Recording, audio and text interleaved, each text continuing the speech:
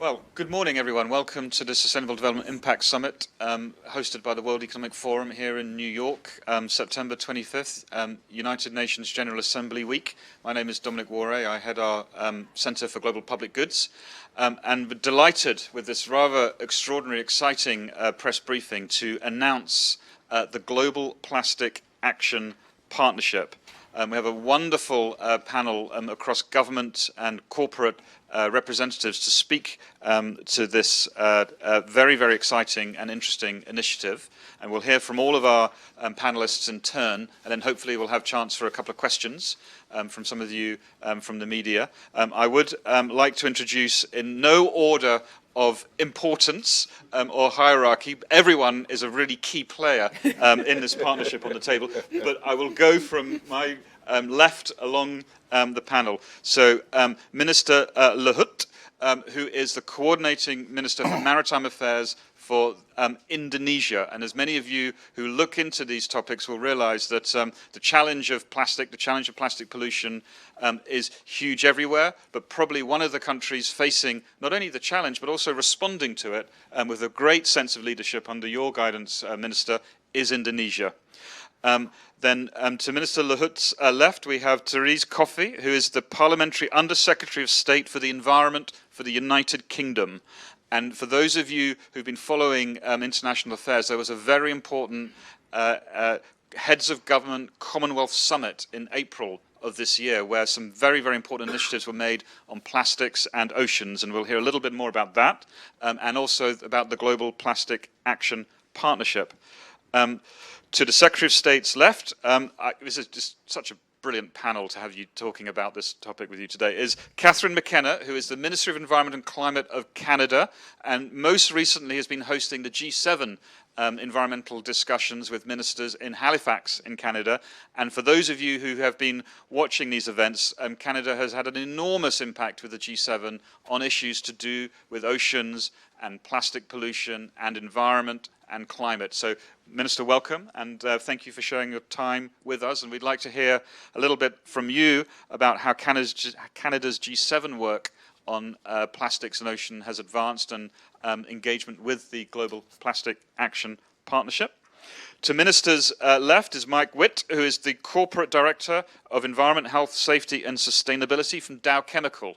So moving, if you like, from government to materials companies, innovation companies, who are perhaps at the heart of the challenge from an industrial point of view, and is also part of this leadership vanguard group to drive forward the Global Plastic Action Partnership, a public-private partnership. So we'll hear from you, sir, a little bit about Dow's engagement in reimagining perhaps the plastic challenge and your support for this partnership.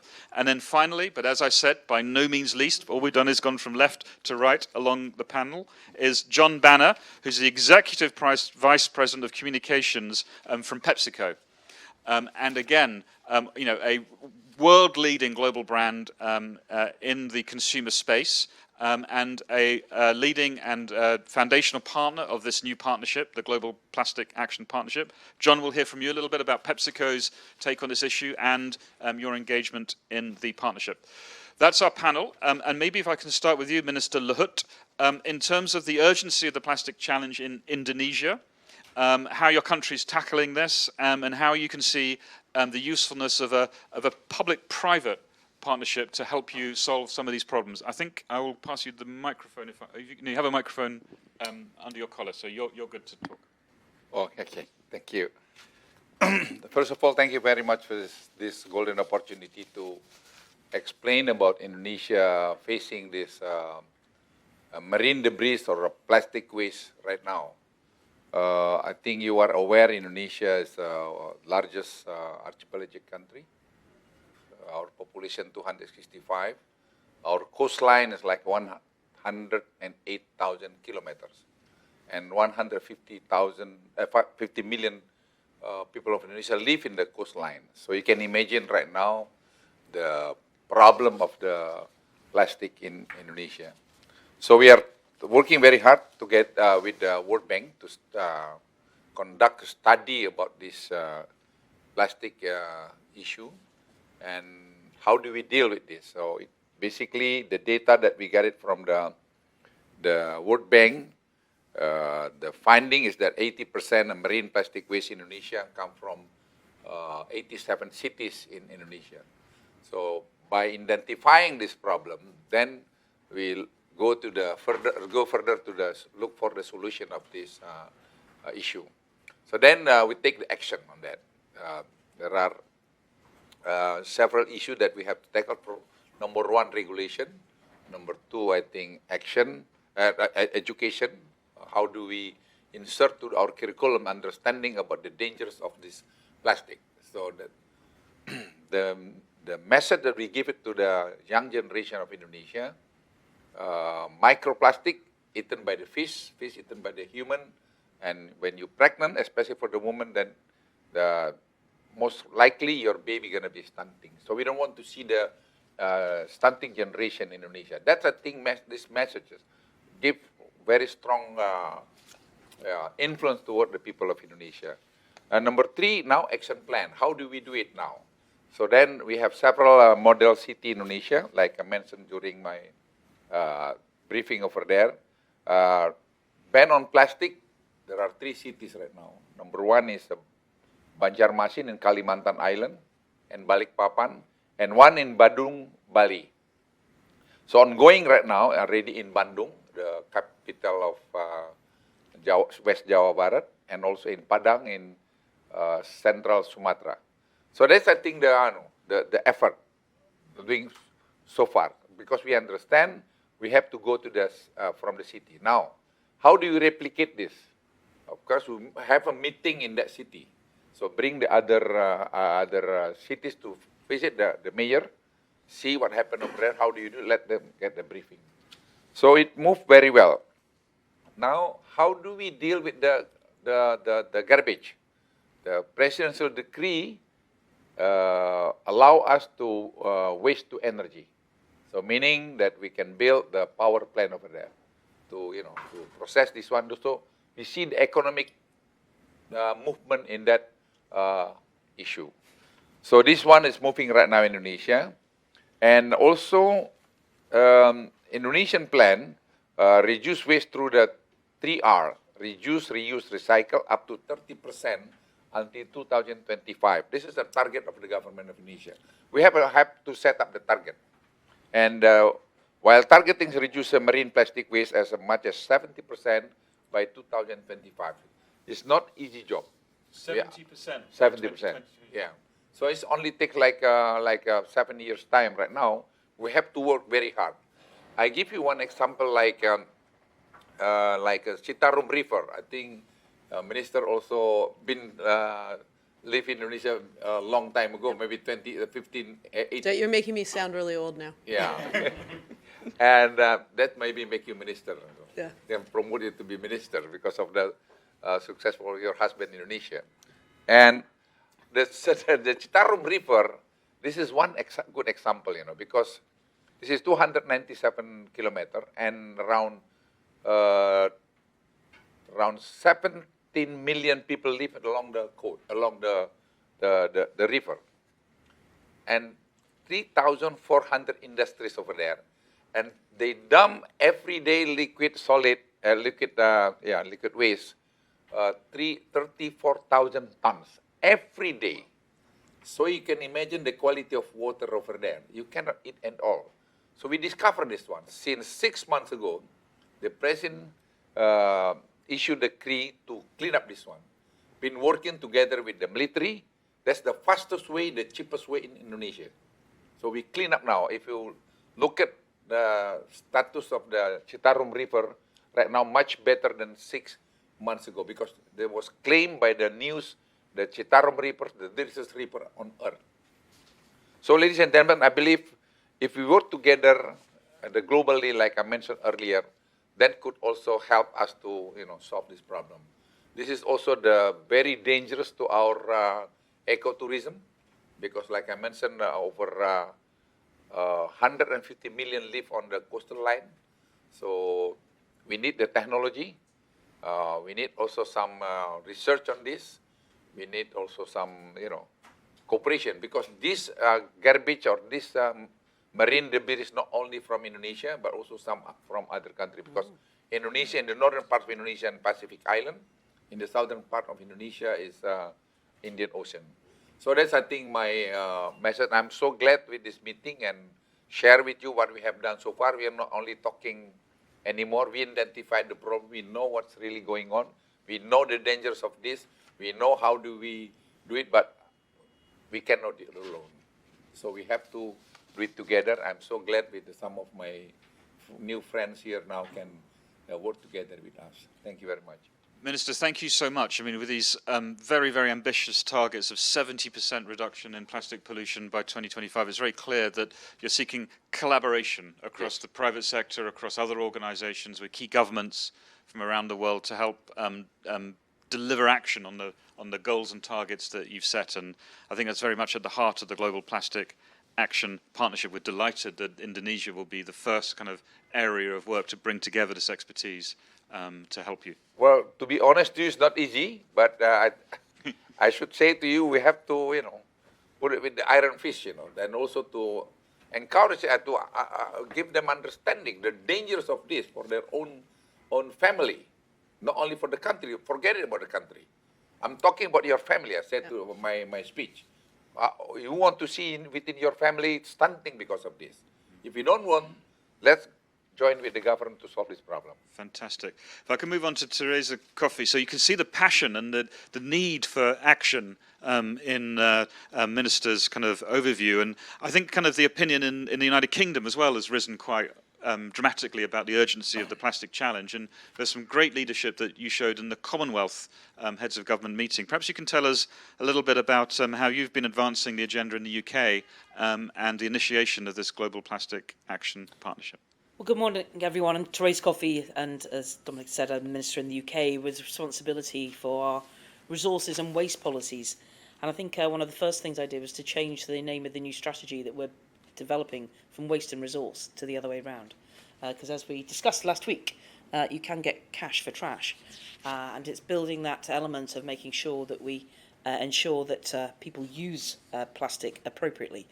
Because undoubtedly, one of our main drivers in doing this is about tackling the scourge of plastic waste that blights our countryside, our towns, our rivers, and most importantly, our oceans. And we have this general principle as a government about leaving the environment in a better place than we found it. And whether that's on a local level, whether it's on a global level, it's part of our key element to do that. So as Commonwealth Chair in office for the 2 years, we wanted to make sure that plastics was very much on the agenda at the summit earlier this year, particularly in support of meeting SDG 14, thinking with that focus. And that's why, alongside the Blue Charter overall, which all the Commonwealth signed up to, and countries have taken leadership roles on different elements, and the UK is working with Vanuatu on the Commonwealth Clean Oceans Alliance.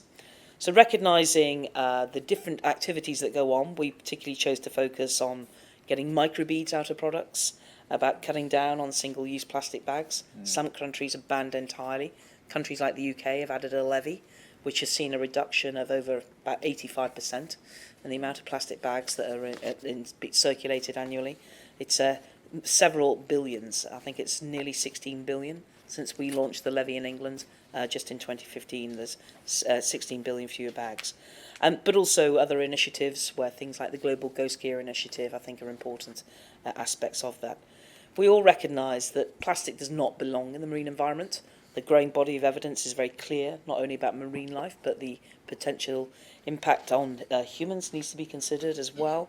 But in essence, it's a valuable loss of resource that can be just used so much more beneficially rather than as it is.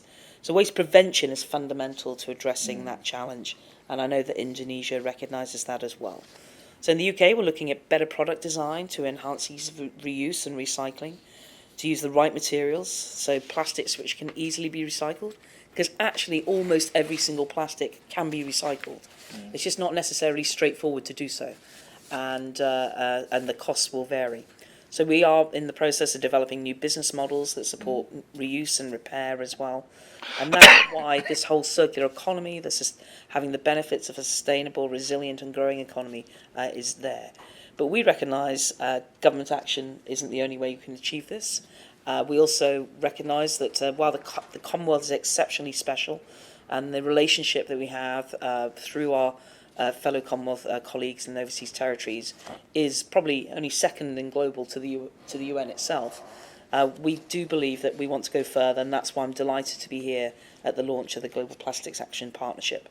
And it's this public-private delivery platform that will really help us achieve the ambitions that we put at the Commonwealth Clean Oceans Alliance, and recognising, as I say, countries beyond the Commonwealth, whether it's West Africa, Southeast Asia, small island developing states.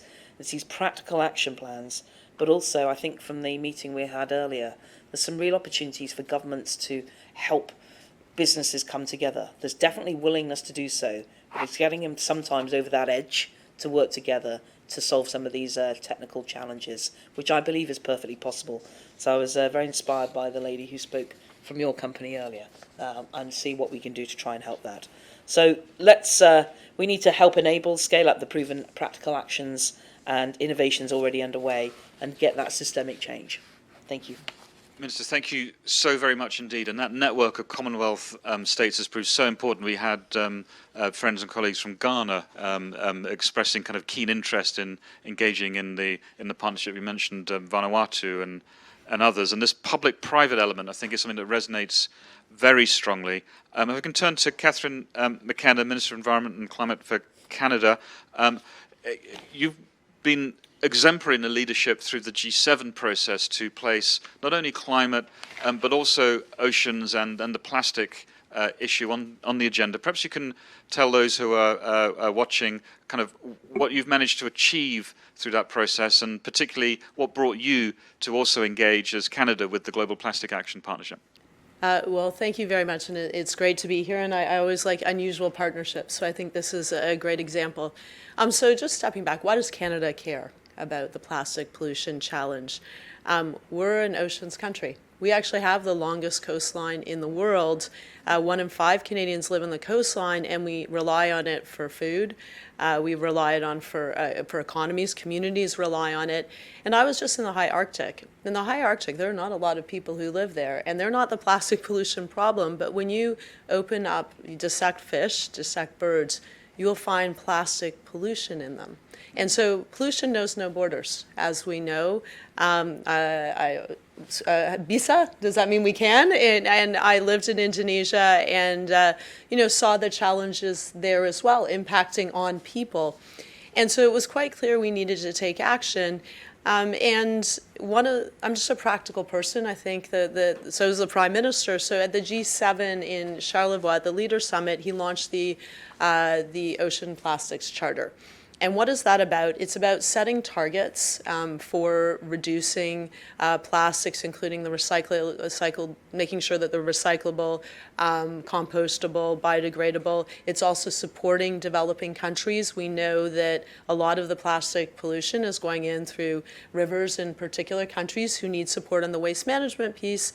It's also making sure we innovate. And we can do things smarter. It's the same as climate. I always say that we didn't get out of the Stone Age because we ran out of stones. We just got smarter. So I think it applies to this context too.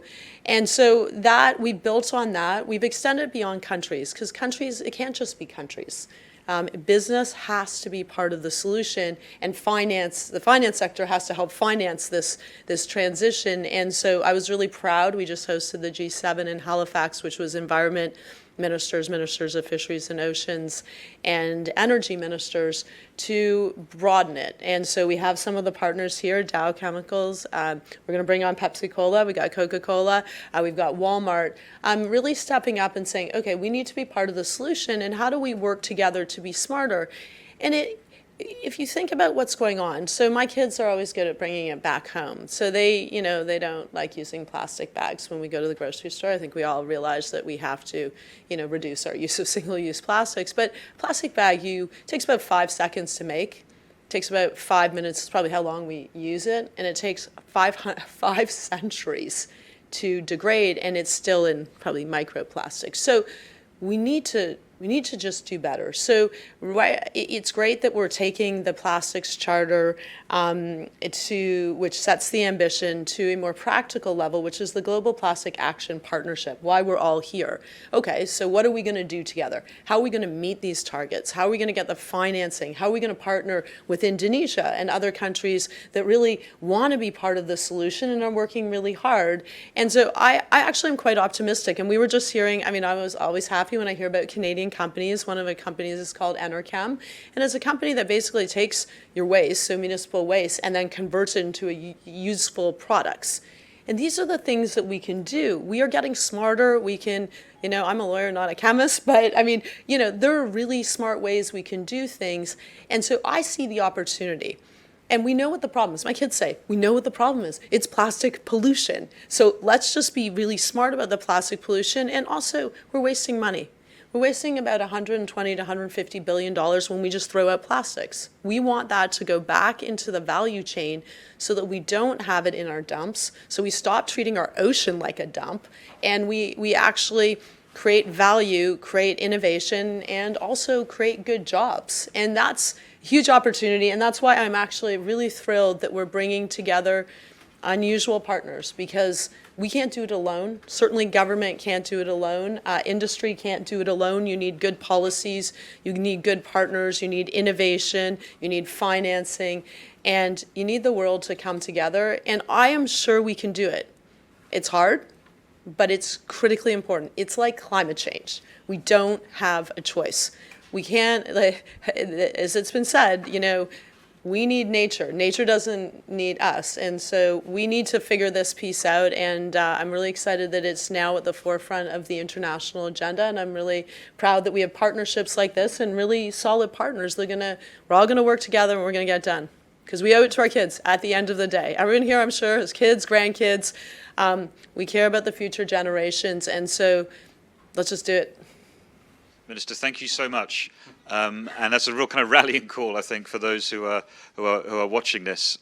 We're delighted, as the International Organization for Public-Private Cooperation, to host the Global Plastic Action Partnership, at least to get it going and get its legs underway, and perhaps have some good examples of action. And hopefully, in time, it becomes a key part of the international architecture for delivering against this big challenge. You mentioned in fact, all three of you, as ministers, mentioned the need for collaboration, the need for innovation, and the need for industry partners. I'm delighted to introduce you to the discussion, Mike Witt, Corporate Director of Environment, Health, Safety and Sustainability at Dow Chemical, a very, very important partner and a long-term champion of the kind of multi-stakeholder approach that the forum seeks to advance. Dow Chemical, and your take on this. Is there an innovation in the materials dimension that you can see will be kind of at the heart of this challenge? And what's your viewpoint on the kind of partnership that's been developed by our country colleagues here, and why would you be interested in being part of it as a founding champion member? Sure, Dominic, first of all, thank you. It's my sincere pleasure to be on this esteemed panel with the ministers and a partner from business. And I'll start where Minister McKenna left off. We do need to just do it. I think I've heard that tagline before, and I think it's very appropriate in this case. In the case of plastics, in the widespread use of plastics, we know that plastics and plastic-based technology have brought many advances to society, including making goods affordable, improving our hygiene, enabling the transport of food in a safe way, and helping us to preserve food longer so it can travel longer distances. And so the value proposition is certainly there. But why are we here today? Because plastic, while it remains the most sustainable material in the world, is not a sustainable material if it ends up in the environment. And that is not acceptable, and it's not sustainable. And so we, as government and as corporate partners, as part of the Global Plastics Action Partnership, are banding together. And again, we're just going to do it. We're going to develop the solutions, whether they're policy solutions, technology solutions, innovations that are going to take us to that next level. Innovations, and again, Minister McKenna just mentioned one with a partner of ours, Interchem in Canada. It's that good thinking, it's the forward thinking that is going to help us to determine what that next step should be as it relates to chemical recycling or perhaps mechanical recycling. And once we identify what that next step is, how can we work together and how can we partner to scale it up in a meaningful way? In one of the earlier sessions, there was a mention of the wedge concept, and it's often referenced, and it was really born in the climate debate that started 8 or 9 years ago. And it's the wedge concept that I think is very powerful here as well. We are going to develop technologies that maybe today have an incremental impact, but as we begin, through the partnerships that we have, as we begin to implement those technologies at the local level, perhaps at a regional level, and ultimately at the global level, that's where the impact 5, 10, 15, 20 years down the road is going to be much greater. And it's going to take innovations at that scale in order for us to make a difference. We know that today, about 400 million metric tons of plastic is produced on an annual basis. Just over half of that ends up in the environment in some way, shape, or form, including landfills. And 8 to 10 million of that ends up in the oceans, and that's clearly unacceptable. And so for us to prevent and to clean up, it's going to take these innovations, again, in a very wide-thinking partnership way. It's going to take us to develop these innovations and to scale them in a way that can make an impact. How can business help? Really, it's mobilizing the value chain. It's not just the resin producers, it's our value chain partners, it's our brand owners, retailers, waste management experts, converters. It's going to take that value chain approach, again, in partnership with this public-private partnership, where we can deliver solutions around recycling, recyclability, and reducing certain uses and elevating other uses that are more sustainable and have that sustainability profile. As it relates to our priorities and outcomes, the tagline I like to use is collaborate to innovate. And I think the ministers who have already spoken, and in addition to the other speaker that's going to speak today, I think if you think about what our opportunities are and how we are going to make a difference, it's that collaborate to innovate. And it's the innovations that are going to drive the developments that will help us to make a difference. And finally, it's why are we doing this? The big picture, it's the circular economy. It's completing that plastics circular economy in a way that, again, the minister mentioned earlier today, that this notion of waste. Waste can be a material, it can be a feed, it can be a feedstock for something else. And speaking from an engineering perspective, anytime you see waste, it's an inefficiency.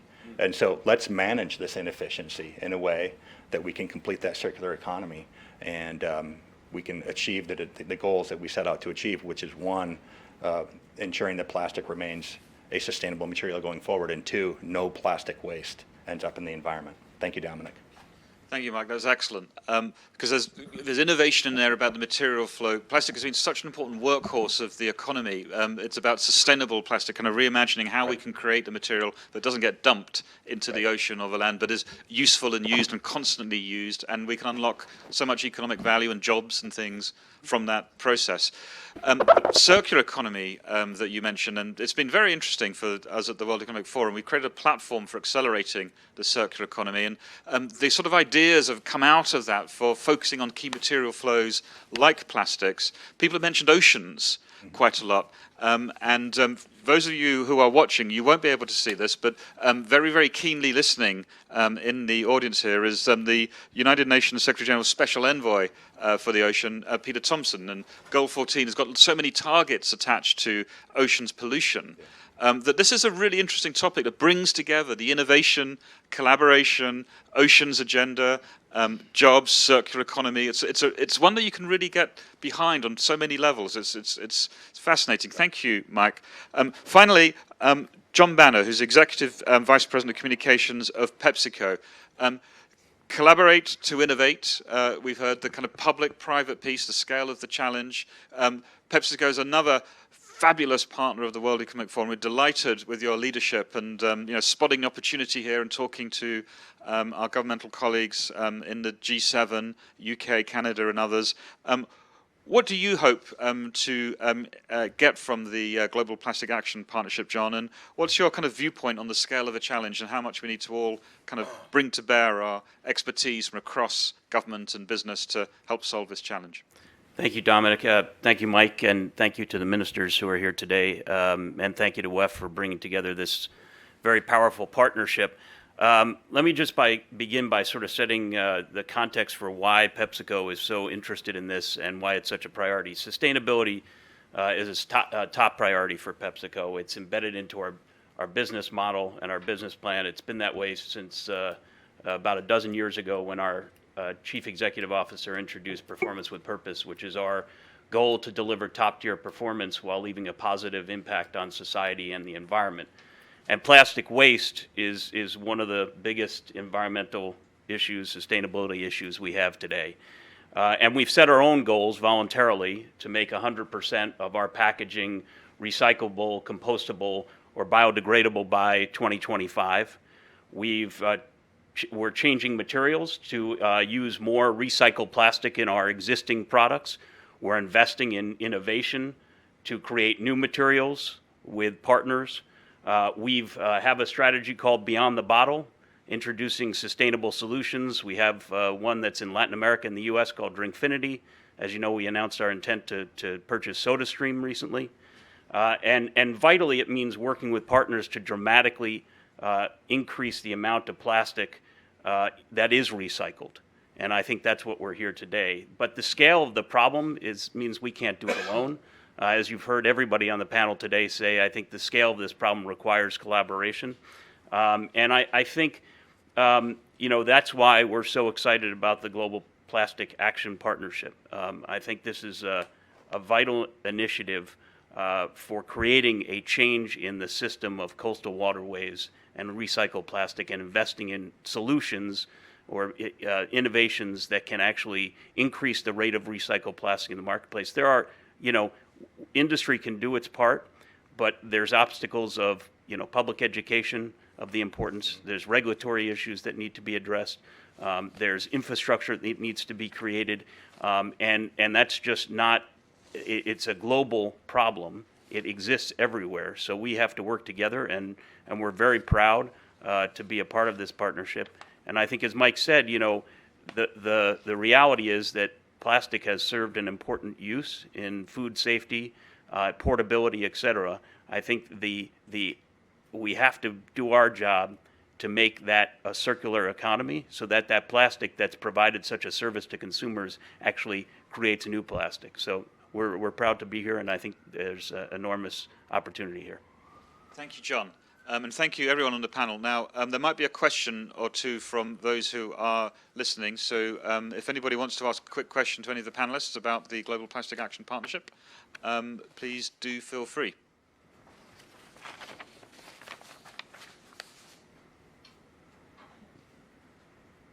Can always count on me. Catherine Cunningham, Ecosphere, writing for Thrive Global. And fabulous panel, thank you.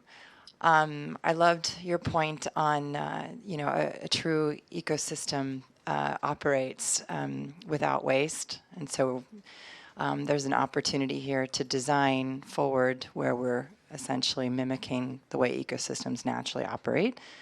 And to that point, because there is so much plastic now in the system, and because you are the design engineer experts, are there ways that you can imagine to be able to not reverse engineer, but to engineer ways to dissolve, convert the plastics that exist, the microplastics or so, into a value, and maybe turn, the other way to the countries to invest in this? Because if you look at the health benefits, if you look at all the impacts on society, those are costs that can be reduced or eliminated if, in fact, we were able to reduce or eliminate the plastics that are in the system. Is there a way to create a business out of that? Sure.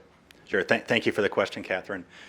Really, there's two steps that are necessary in order for us to achieve this. And again, this is a partnership that we are committed to working along the value chain and through public-private partnerships to ensure that this happens. One, you need to collect it. And so it's a cleanup, it's a collection of what's already out there, in addition to preventing additional plastic waste or other waste materials, for that matter, to get into the environment, because that's unacceptable and unsustainable. But so there's a collection piece, and once you collect it, what do you do with it? And so again, we're working with very innovative, forward-thinking companies, small, medium, and large-size companies, and we're also incorporating input from non-governmental organizations. We're incorporating input from governments. We're incorporating governments at the local, in the U.S., state, in the Canadian perspective, provincial level, national level, input that helps us to develop take those ideas that are in an innovation pipeline and bring them to reality. And so a couple examples I can cite for you. One is, once we have the plastic, okay, what can we do with it? Chemical recycling technologies, pyrolysis and gasification, and we can utilize these, and if we bring them to scale, we can make a meaningful difference. There's other product technologies that we're developing, again, in close collaboration with our value chain partners, where we're developing innovative plastics that, say, recycle-ready plastics, such as what we've done in India with one of our customers there, and these polyethylene thin film resin, or polyethylene-based resin thin films for liquid packaging applications is one such example that we've developed, again, co-developed with a customer. It's meaningful at a local level. We can scale that up and make a larger difference at a global level. Just a couple of examples to share with you. There's many others, but again, it's going to be a collaboration so that we can utilize what I mentioned before, this notion of wedges. And a small incremental innovation today is going to make the difference 20 years from now. Thank you, Mike. Does anybody else want to pick up on this idea of unlocking innovation to solve some of these challenges? I mean, so I think that you're absolutely right. We need to take this ecosystem approach. And as I say, I mean, we have to stop treating, the environment as a dump. And it's interesting because you make the economic case, which is the broader economic case. You make the very narrow economic case, like why are you throwing out material that has value? But we're like right now eating plastics. We don't even know. Our scientists in Canada are doing research on what does that mean when you ingest plastics by eating fish or mammals that have plastics in them. The communities that rely on the ocean, I mean, or on the rivers or lakes. I mean, we've heard the minister from Indonesia, it's the same in Canada, that if we're not smart about this, I mean, we're destroying their livelihood. And of course, there's the incalculable value of destroying our planet. So I think that there's some recognition around that. And that this is why I think you wouldn't have seen groups like this sitting around. Like, you might have like ministers from certain countries who care, maybe a business leader or two kind of over sitting in another room, chemicals people saying, well, there's an opportunity. But it's actually just bringing it together and scaling solutions. So we talked about this. There's some solutions that aren't economic yet. Well, let's put our heads together. Let's get some financing, and let's get some super smart scientists. In Canada, we believe in good science and our scientists. And let's figure it out, because we can do it. It just requires discipline, and it requires clear outcomes. I mean, the good news is we know the clear outcome, which is getting the plastics out of the oceans and into the value chain. But of course, there are steps beyond that.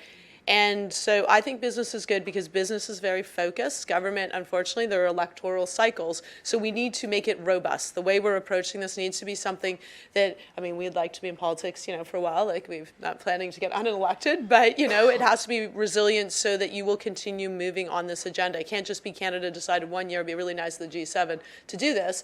It has to be an ongoing, and every single day you need to work at it, which is, I think this is why this kind of platform is really useful. And even just talking about ideas, like we were like, okay, well, if that's if we can leapfrog manually kind of sorting all of our recycled products at home and actually have some way of addressing that, then let's focus on that. And so there are practical solutions that I'm actually feeling really positive that are coming out of this. It's not just a talk shop. So building on that, the UK's set aside £25 million to help with research and innovation into the plastics agenda more broadly. So not just thinking of consumer products. I often use the example of car tyres. We're not going to reinvent the wheel, but we need to reinvent the tyre. Because the amount of fibres coming off there into a variety of pollution points is something we need to work on. And the same is also true of things like brakes on vehicles. You know, we're not going back to horse and cart. Now, I want to pay credit to the companies that are trying to do the innovation. In fact, they were challenged to do this innovation in order to help with carbon. And that's one of the things that actually drove us to using plastic a lot more. And then it's become exceptionally convenient. And I was using an example with you earlier, Dominic, about microwavable rice. Consumers adore it, but it's exceptionally hard to recycle. So the challenge is now there on not only did it help carbon in the first place, we now need those sorts of innovators to go further again and how we tackle that next challenge. So it's a really exciting time, I think, to be a scientist, an engineer, and working in this. But there's quite a lot of scratching your heads as well. I'm conscious of that. Yep. But it is that collaboration, and this is where government will come in and help. And one of our colleagues, Brune Poisson, just made the comment, which I'd not heard before, but I like. Politicians always share phrases that they want to use. But businesses can go fast, governments need us to go far. And it's that collaboration, I think, that we can really push.